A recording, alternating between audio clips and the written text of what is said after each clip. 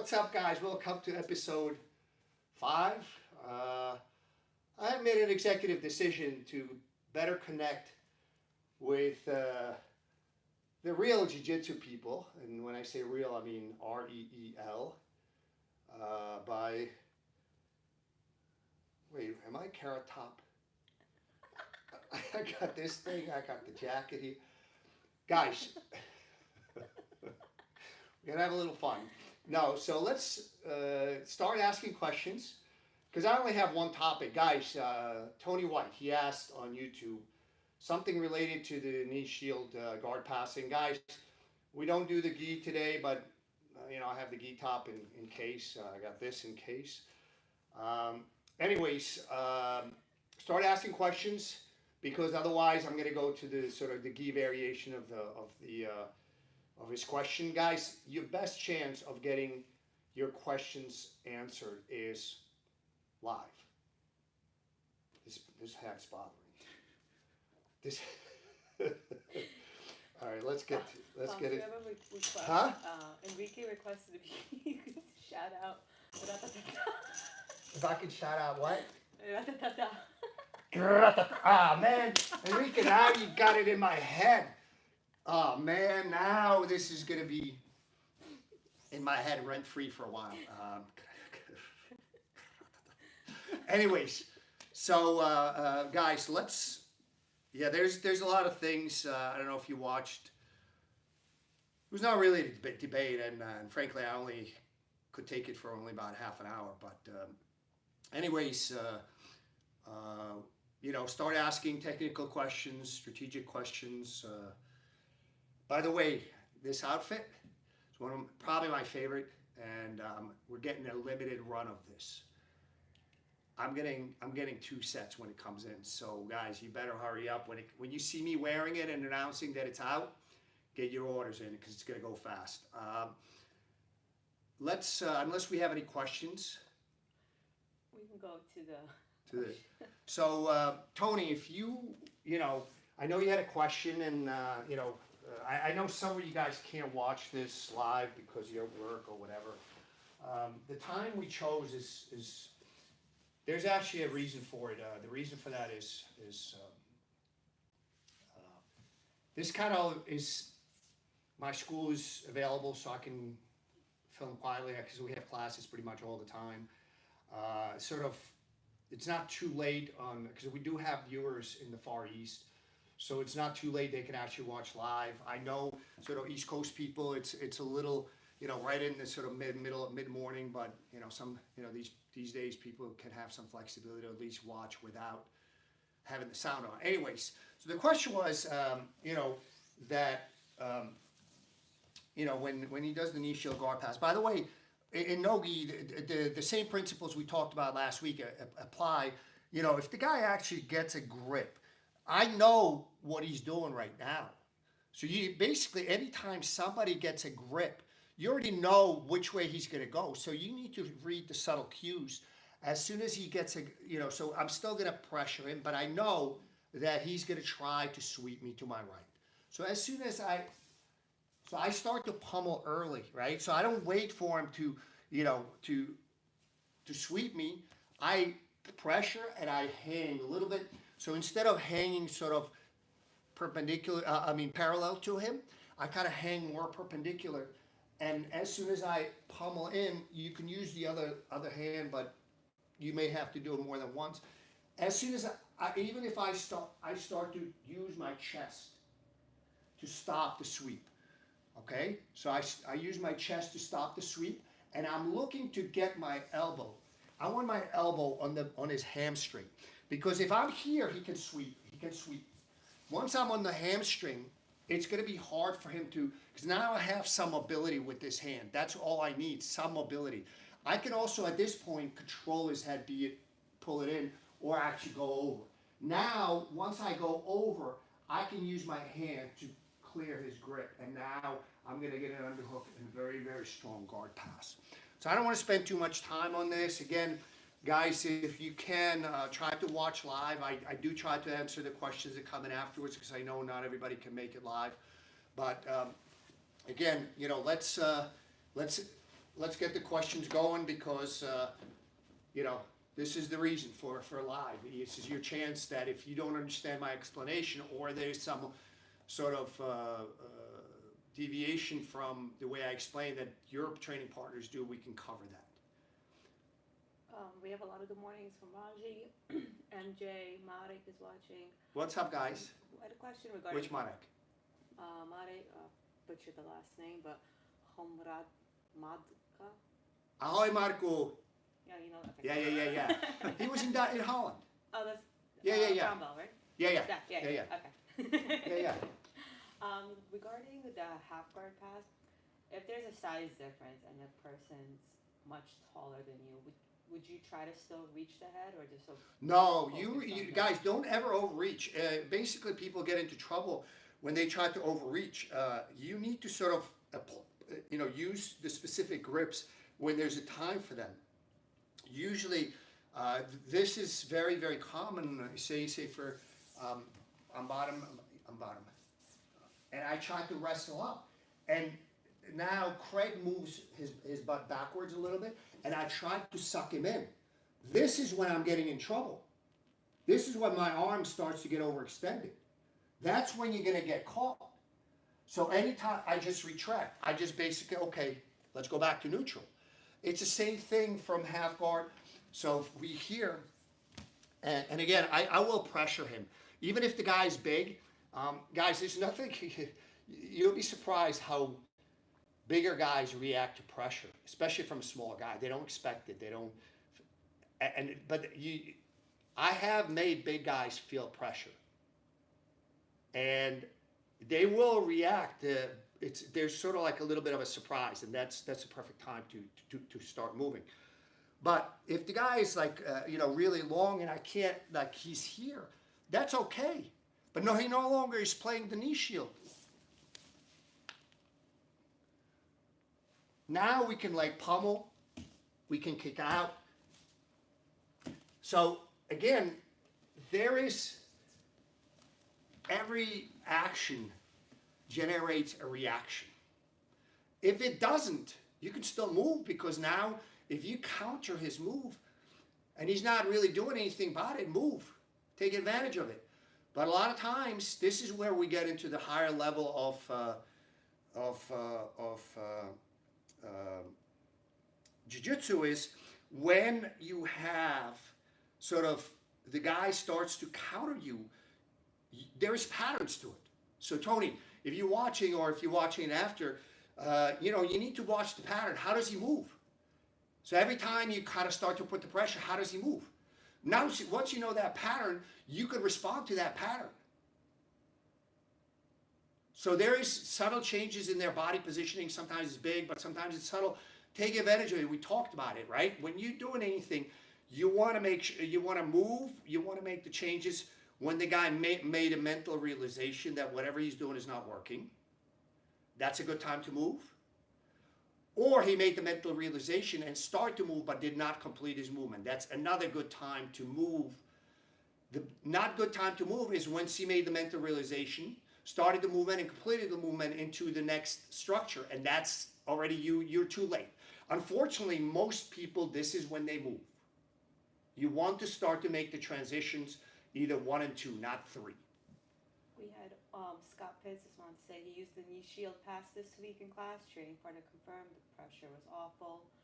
We had a question from Victory. And that's all. Listen, guys, there's nothing more pleasing to me than hearing that, like, whatever I showed you or whatever we talked about a week before is suddenly working. Guys, you have no idea. I get a lot of messages. Hey, Fox, I watched your guillotine thing, or I was at your seminar, and I had 3 matches at a tournament. I finished 2 people with a guillotine. I'm really happy for it, guys. So keep it coming. Thank you. Anyways. We have 2 questions. One regarding the guard pass. Where are you aiming to grip once you pass the legs in an open guard pass?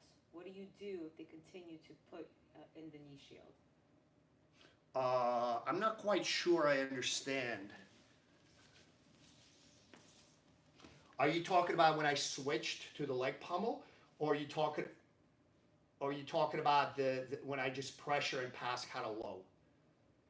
We'll wait first. We can wait first confirmation. But Sure. I think it was, then we had a question. Should I put the clock back on? And then Marek had a question about how can I stop false reap? Ah, that's a good one. Yeah. So, you know false reap? Craig is looking. That's Isn't it face like of this? panic.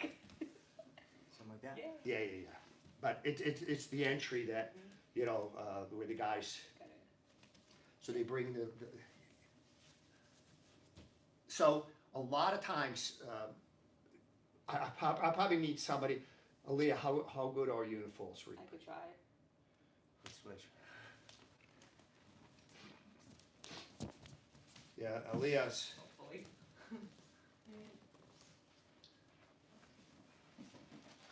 So, oh, let's go shopping. Give me that. So this is not really. I need a higher level guy for this. Here, stay still now. Oh my god.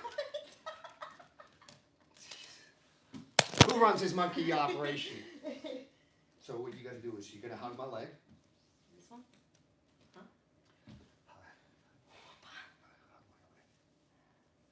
So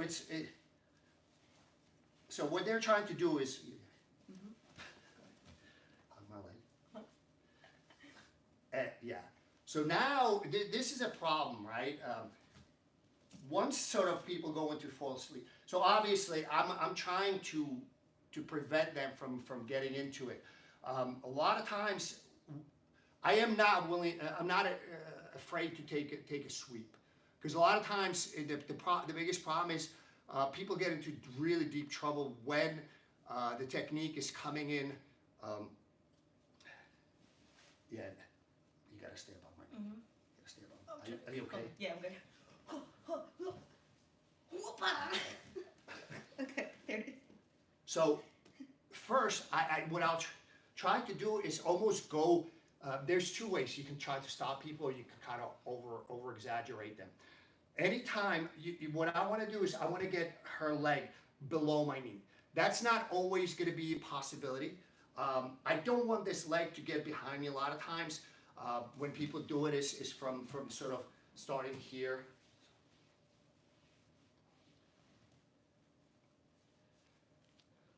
So right now I'm okay. I don't want her leg to get underneath my right leg. So what I'm gonna do is we're gonna try to recreate it. I need you need somebody that's really don't. My core. So yeah, and bring this leg over. So from obviously I want to try to stop the head, because without sort of getting my leg off the ground, they cannot get the clean entry, right? So what I'll try to do is block the head. But let's assume that they went in. You wind up in a compromised position. Yeah, this is bad, especially once.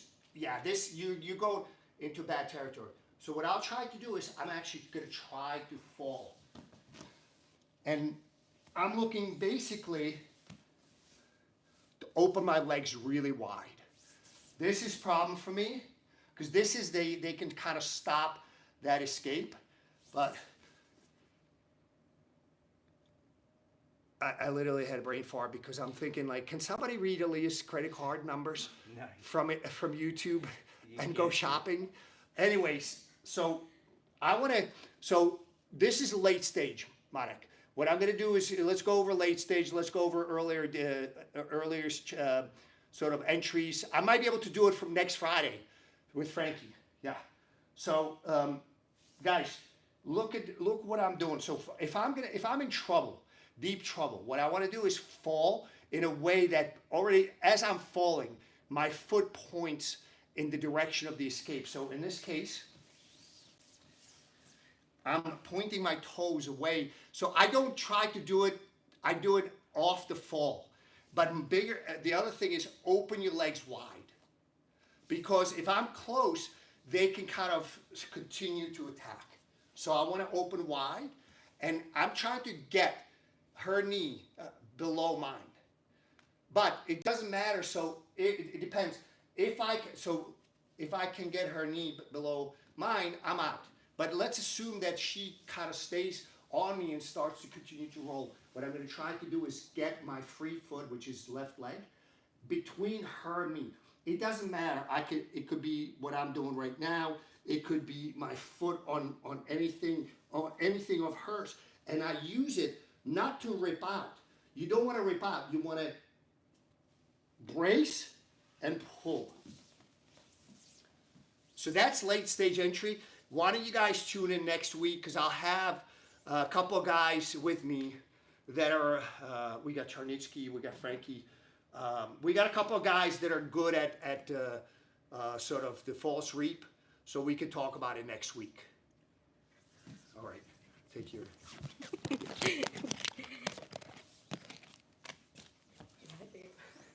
Definitely, Huh? And we're out of time? yeah. Guys, if you have the app, let's move over to the app side. I hope to see you there. Guys, again, don't forget, right now we're running 3 free days on the app. So if you're really, what are the strengths of the app? Live features. So on YouTube, apparently I've been told that people cannot watch any more than 5 to 8 minutes of YouTube. So I'll keep it short. Well, we've gone over anyways. So on the app, we have live questions and answers, which, kind of longer version. So it's almost like, it's basically like a full class. 2, it's organized. Guys, it took me 1.5 years to organize it the way I'm happy with it, meaning that you can look it up. You can look up technique, however you think of jiu-jitsu, almost in any possible way you can think about, is organized by submission, by position, by gi, no-gi, although my gi and no-gi game is almost the same. And then we feed this on a weekly basis. So it's interactive. You can also set up sort of the things that you're working on. Guys, there's a big debate about ecological, and I have a lot of feelings about it. I've talked about some of this in podcasts. I don't have enough time to go into it, but I believe people learn in different ways, and you need to try to make sure that whoever you have as a student try to sort of be relate to the way they pick up technique. One of the biggest things, I've trained for a long time. I've been training more than 30 years. There were long periods of time when I would be training in my basement with some other higher level guys in jiu-jitsu back in the day when purple belts could walk on water. And I can tell you it's a lot easier if somebody points out these little details on things. It's a lot easier to incorporate that into your game than try to figure it out on your own.